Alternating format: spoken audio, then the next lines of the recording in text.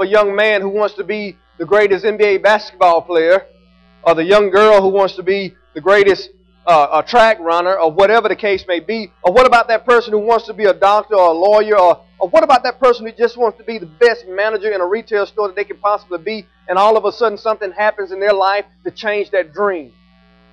And because of some physical disability, because of some struggle that they're having in their life, they know now that they will never be able to reach the only dream that they wanted besides heaven. And they spend the rest of their time grieving because all they wanted is now no more. What about that friend that you had? That friend that you grew up with all of your life? You told all of your secrets to. You went everywhere with this person.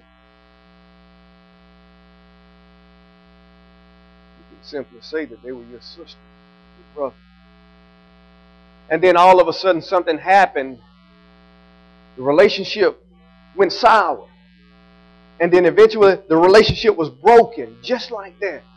Somebody that you thought was so close to you that nothing could come between you all.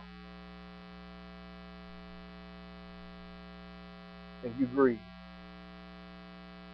And then lastly,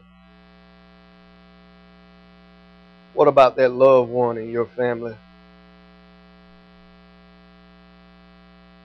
that you never thought would leave so soon? That you just wish you could just have another opportunity to say, hey, or just to hug or hold, or just to say I love you. But you couldn't because they passed away so suddenly. All of these things that I've just named to you cause us grief. All of these things that I've just named to you tear us down. All of these things that I've just named to you make it sometimes so difficult for us to hold on. Fall down and say,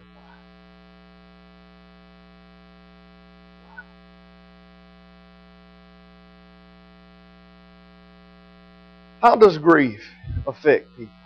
How do people deal with grief? Well, everybody deals with grief in a different way, and grief has a different effect on different people. There are three ways that grief can affect you: psychologically, socially, and physically. In all of those areas of your life.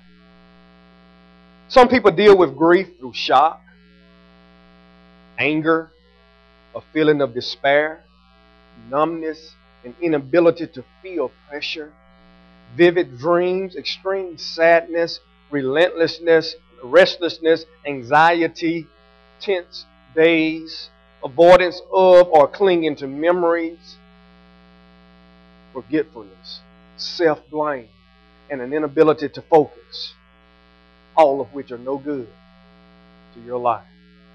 Psychologically, you can't think about anything else.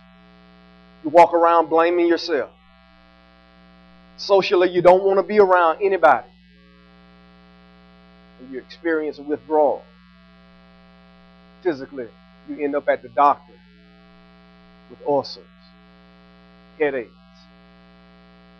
Your body is tearing up, is wearing down because of lack of sleep. Grief affects you in some type of way. And so, how do we leave grief behind before we get to the main question? In their book, Weeping with Those Who Are Walking with Those Who Weep, Ron and Don Williams offer some good material. And I'll be mentioning some of that now. They mention 4 phases that people go through who experience grief.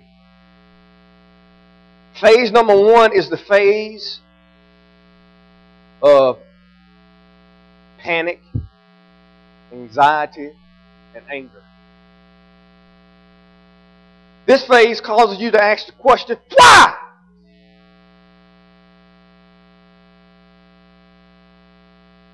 everything was going so well. It seemed like all the chips were falling in the right place. I was happy. My job was going fine. My family was doing okay. And then this happened. And all I want to know is why? I need an answer. This phase of a person's life who is dealing with grief seeks to find an explanation to which sometimes there is no explanation. But it's not a new question. It's a question that was asked long ago, and it's been asked many times.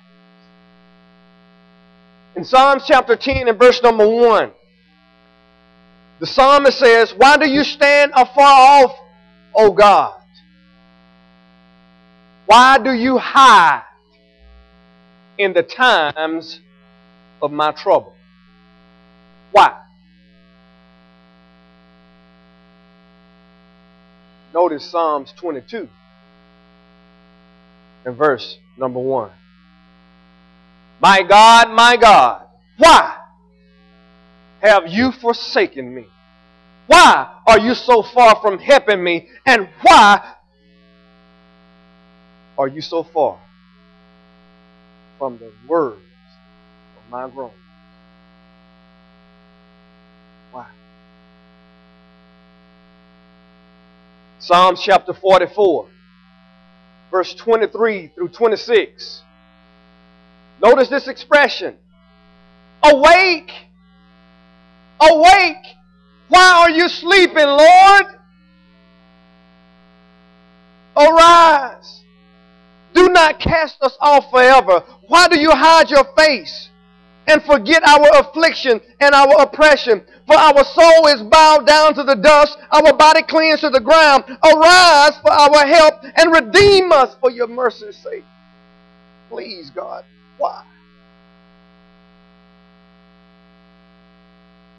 And then the cry of our Lord on Calvary's cross in Matthew 27 and verse number 46, my God,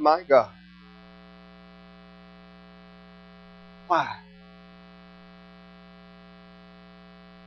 have you forsaken?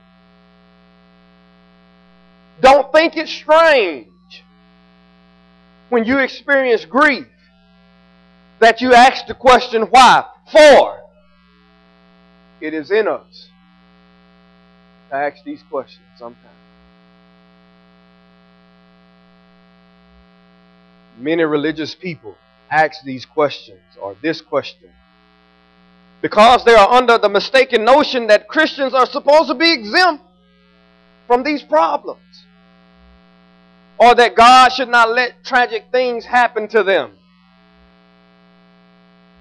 Listen at a comment on the verge of anger from Martha Biddle Clark, who wrote in a book entitled, Are You Weeping With Me, My God? She says, my heart tells me that you do not cause accidents to happen, that they are man-made and not God-made.